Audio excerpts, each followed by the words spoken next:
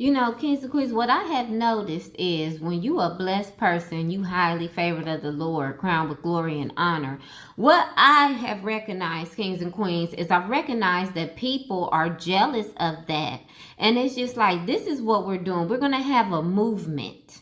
All right, starting with us because we're high integrity, we high level, we are first class citizens of God up in this kingdom. We are, and so we're gonna be the example for these people to let them know that this is available to every single person, and it is a choice to actually be of high integrity, to have good morals and values, to actually carry yourself in all honesty, and to actually not and to be truthful, to not lie about anything, okay, kings and queens. So we're going to be the example for these people because they get so jealous, and it's like, just like you're not in a position to be jealous. All right, you're choosing this for yourself. All right, and you don't want nobody to actually confront you about choosing to not do the right things and be obedient to the Lord so you can see your own blessings, okay? And so what you're seeing is you're seeing people that want your blessings, but they have not done the work. And it's like,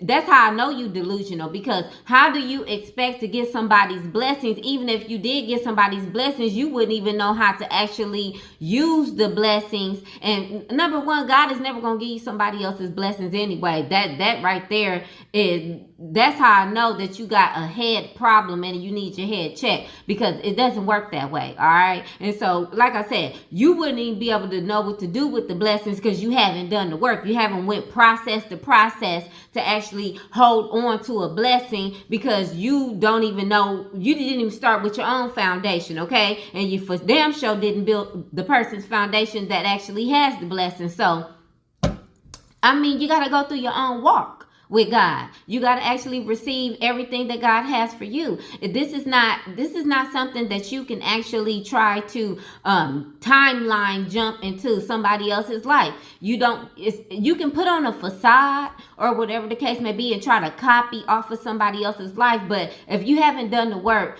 you're not going to actually be able to maintain the image of somebody else's image. You know what I'm saying? And so that's why I tell you, kings and queens, we're just going to continue to actually go with our walk, our own personal walk with God, so we can actually reap our own personal harvest from God and continue to learn from God and continue to be blessed and highly favored from God. That's all we gonna do over here in this kingdom. You know what I'm saying? And then them people that don't want to do the work, they're gonna be on the outside looking in the window like, what they doing in there now? What kind of blessing did they give